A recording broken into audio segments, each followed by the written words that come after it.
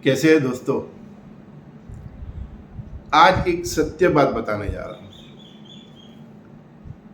ईश्वर ने जो कुछ मुझे ज्ञान दिया है उसके हिसाब से कई शादीशुदा परिवार, फैमिली, हस्बैंड वाइफ मुझे मिलने आते हैं और पूछते हैं कि देखो ने संजय सर, कई लोग गुरुजी भी बोलते हैं कि हमारी कुंडली में क्या प्रॉब्लम है, हमारा दाम्पत्य जीवन क्यों सुखी नहीं है। और उनके दाम्पत्य जीवन के जो भी प्रॉब्लम होते हैं वो मेरे साथ बांटते हैं। किसी के बच्चों की प्रॉब्लम, किसी को हस्बैंड की प्रॉब्लम, किसी को वाइफ की प्रॉब्लम, किसी को बहू की प्रॉब्लम। एक्चुअल में क्या है 10 बंदे, मतलब 10 फैमिली या 10 बंदे मेरे पास आते हैं, उसमें से कम 7 से 8 व्यक्ति की कुंडली में कुदरत ने कभी भी दाम्पत्य सुख लिखा ही नहीं। अब दाम्पत्य सुख ही नहीं लिखा है तो कुछ ना कुछ तो दिक्कत रहेगी। किसी को पति का सुख नहीं, पति है तो उसकी आमदनी का सुख नहीं, आमदनी है तो उसकी हेल्थ का सुख नहीं, हेल्थ है तो उसके साथ जो बिहेवियर है उसका सुख नहीं। ऐसे ही आदमी को अपनी बीवी के लिए भी परेशानियां रहती है। अच्छी बीवी है तो उसकी सेहत का प्रॉब्लम, सेहत भी अच्छी है तो उसका स्वभाव का प्रॉब्लम। तो मतलब जब दाम्पत्य सुख लिखा ही नहीं है तो कुछ ना कुछ तो दिक्कत रहेगी कुंडली में। और 10 में से कम 7-8 आदमी की जो मुझे मिलने आता है और जो मेरा ये 25-30 साल का एक्सपीरियंस है उसके हिसाब से मैंने देखा है कि परमात्मा ने हम सबको इधर बच्चे पैदा करना, शादी करने के लिए नहीं भेजा है।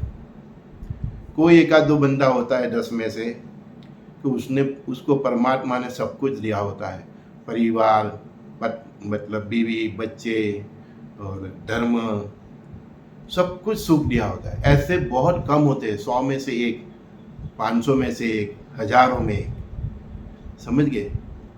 बाकी हम लोग जो भी शादी करते हैं तो कुछ ना कुछ तो झेलना ही पड़ेगा, कुछ ना कुछ तो दिक्कतें रहेगी। इसीलिए मैं अपने सभी दोस्तों को सलाह देता हूँ कि अपनी बेटी को पढ़ाओ, अपने बेटे को पढ़ाओ। जब तक वो अपने पैरों पे खड़ा ना हो जाए तब तक उसकी शादी मत करो, क्योंकि ज़्यादातर लोगों की कुंडली में शादी का सुख ही नहीं होता है। सब कुछ होता है लेकिन कुछ ना कुछ तो मतलब माइनस होता ही है। भी हस्बैंड और वाइफ का मतलब नेचर अच्छा है, आमदनी अच्छा है तो बच्चों की दिक्कत रहेगी, बच्चों का होगा तो बहू की दिक्कतें तो लिखी ही रहेगी। क्योंकि मैंने फिर भी बार बार बता रहा हूँ कि शादी का सुख सबकी कुंडली में नहीं है। कई लोग आते हैं, देखो मेरे बच्चों का 30 साल हो गया, 32 साल हो गया, 28 साल हो गए, अभी भी शादी नहीं होती। कहाँ से होगी? बजरंगबली ने शादी की है। कई लोगों का जन्म बजरंगबली की होता है, वो अपना काम अपने हिसाब से ही कर लेते हैं। वो मन मोजिले है और मन मोजिले इंसान को काम करने के लिए मतलब किसी का बोधरेशन नहीं चाहिए, वो किसी को लेके नहीं चलता, वो अपने आप से जीता है। और अपने आप से जीने वाला आदमी को फिर अपनी वाइफ से, कि अपने हस्बैंड से, कि अपने बच्चों से उम्मीद नहीं रखनी चाहिए। तो ऐसे योग होते हैं अपनी कुंडली में। और मैंने बोला ना, 10 में से 8-7 आदमी में ऐसे ही योग बने रहते हैं कि परिवार का सुख ही नहीं होता, शादी का सुख ही नहीं होता। फिर भी हम आदमी को लड़की अच्छी लगी, पसंद आ गई तो शादी कर ली। औरत को आदमी अच्छा लगा, खूबसूरत लगा, अच्छा बिजनेस है, अच्छी नौकरी है तो उसने भी शादी कर ली। लेकिन संसार में हमें जो ईश्वर भेजते हैं वो शादी करने के लिए नहीं भेजते हैं, हमें आत्मा से परमात्मा की प्राप्ति के लिए भेजते हैं। शादी के लिए भेजता तो सबकी कुंडली में वो सब कुछ सुख दे देता, और मौज मज़ा करते सब, लेकिन हमको इधर वो मौज मज़ा करने, मस्ती करने, खाना पीना और ऐश करने के लिए नहीं भेजता है। वो इधर हमको इसीलिए भेजते हैं कि हम हमारी आत्मा से उठ को परमात्मा को पहचानें, परमात्मा की प्राप्ति करें। आत्मा क्या है, परमात्मा क्या है वो समझें। फिर भी लोग शादी कर लेते हैं। जोशी भी क्या करेगा, शास्त्री भी क्या करेगा, कई ज्ञानी लोग हैं वो भी क्या करेंगे। मेरे पास तो आते, मैं तो बोल ही देता हूँ कि देखो भैया, शादी का सुख ही नहीं लिखा है तो कुछ ना कुछ तो दिक्कत रहेगी, है। बोलो सब कुछ अच्छा है लेकिन बेटा हमारा नहीं सुनता, वो भी दाम्पत्य जीवन नहीं है तभी ऐसा होता है। वो सब कुछ है लेकिन मेरा शौहर मेरी नहीं सुनता, हमारे बीच में प्यार नहीं है, किसी की ये फरियाद है कि उसकी आवक नहीं है, बिजनेस नहीं करता, पूरा दिन शराब पी के बैठा रहता है, मारपीट करता है, ये सब मतलब जो भी दिक्कत है, लग्नेटर संबंध है, जो भी दिक्कत है वो इसीलिए है कि हर बंदे के नसीब में दाम्पत्य सुख नहीं होता और उसी को संसार बोलते हैं।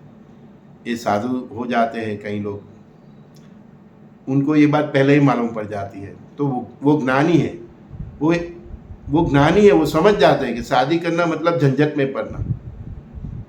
इसीलिए हम बोलते हैं ना, आपका संसार कैसा चल रहा है, मतलब हस्बैंड वाइफ और परिवार है तुमका, आपका संसार कैसा है। तो शादी करते हैं तभी वहाँ से ही संसार की शुरुआत हो जाती है, और संसार में कभी सुख नहीं मिलता, उसमें त्याग ही देना करना। जो छोड़ सके उसको ही संसार करना चाहिए, और वो जिसको ये सब झंझट पसंद नहीं, हाँ, और उसके हिसाब से ही उसको जीना है, या उसका नेचर ऐसा है कि भाई मैं चाहूँ ऐसा ही सब रहे, मेरी बीवी भी मेरी ही सुने, मेरे बच्चे भी मेरी ही सुने, और बीवी चाहे मेरा भी शोहर मेरा ही सुने, मेरी सास भी मेरी ही सुने, जो ये चाहता है ना कि सब मेरी ही सुने, उसको शादी करनी ही नहीं चाहिए। और शादी करो तो फरियाद नहीं करो, क्योंकि दाम्पत्य सुख तो लिखा ही नहीं है, तो फरियाद करने का क्या मतलब।